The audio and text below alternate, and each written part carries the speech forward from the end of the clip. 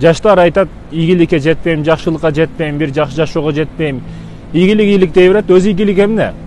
Чындыгында ийгилик карасак, ийгиликке жеткизебиз, ийгиликтүү кылабыз, адамды бардык жакшы жашоого жеткизебиз деген атайын окуу курстары, өзгө жактан келген курстар, ушундай сабактар, атайын мотивация деген нерсе пайда болду.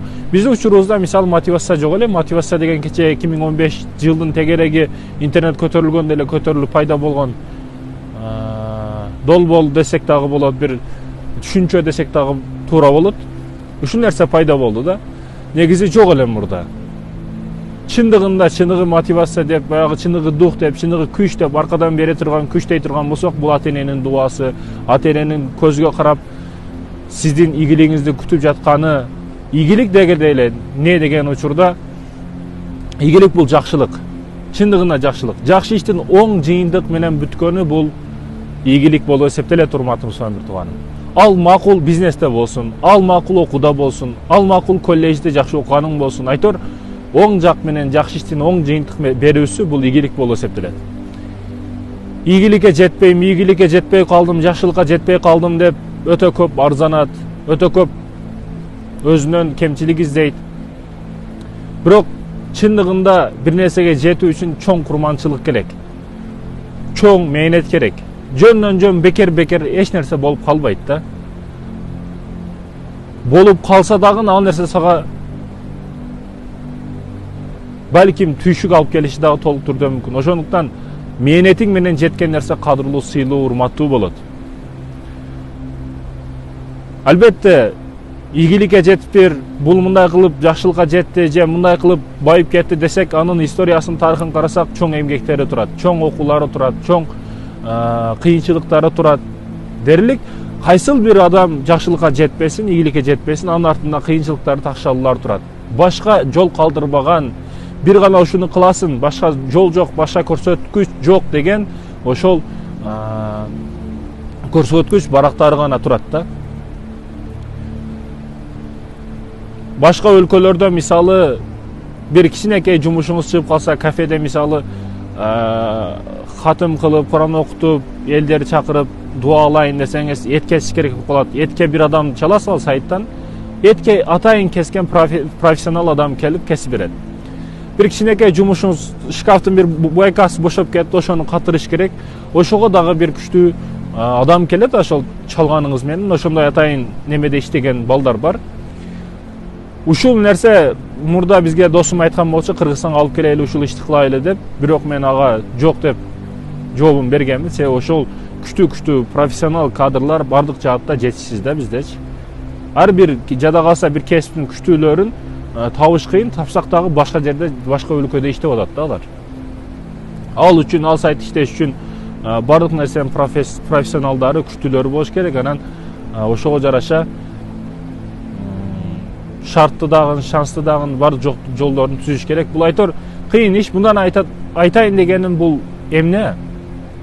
Мисалы, ошол учурда отун кескени адам керек болуп калат дейт да. Бул окуянын ээси айтат. Отун кескени адам керек болуп калып, отун кескичтерди чакырдым. Эми алар чоң болот, здоровый болот, күчтүү болот. Чакырдырдым. Азыр бир күчтүү адам келсе керек деп отурсак эле, бир аксакал, чачтары дагы, сакалдары дагы агарып калган. Эми ал отун жарабы, отун көтөрө алабы же жөн эле балтаны дагы көтөрө албаса керек деп ойлодук да биз. Чындыгында мен ойлодум, ошону аксакал бул отунду дагы, балтасын дагы көтөрө албайт деп ойлодум.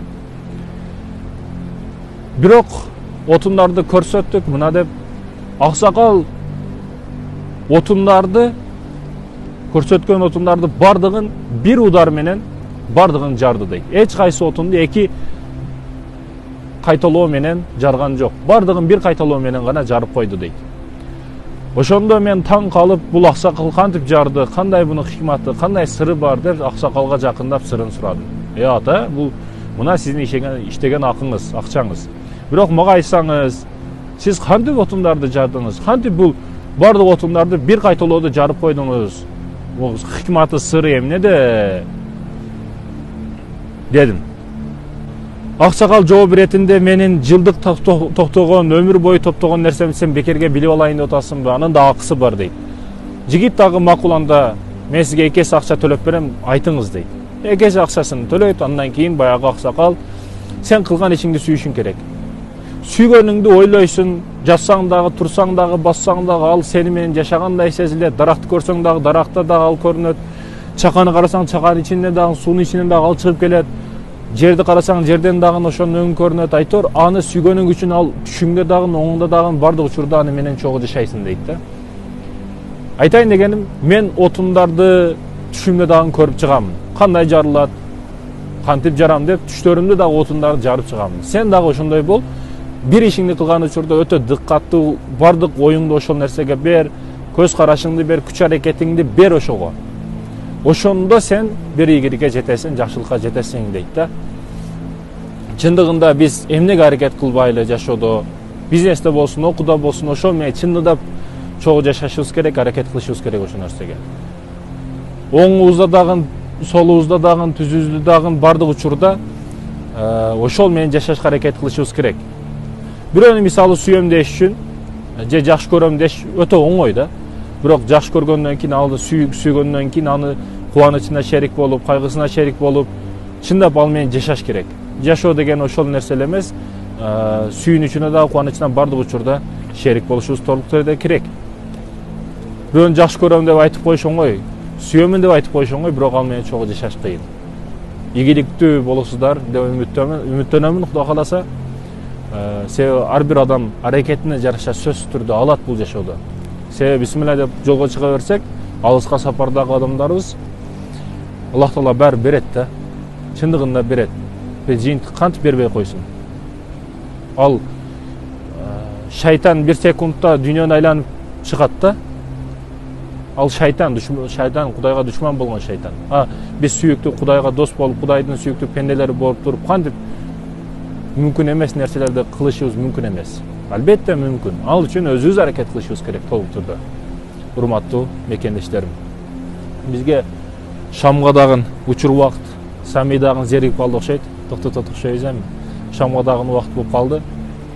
Кудай кааласа бардык жигиттерге айтарым эч качан үмүтсүздүккө түшпөгүлө. Бул жашоо чындыгында кыска жашоо. Эмне такка, эмне ташка урулсаң дагы аракет токтотпош керек. Себеп үмүтсүздүккө түшкөн учурубузда жалкоолук башталат, уятсыздык башталат. Уятсыздык башталгандан кийин бак жамандык башталат. Үмүтсүздүккө түшпөш үчүн дагы аракет кылышыбыз керек. Ден соолукта болосуздар. Ассаламу алейкум.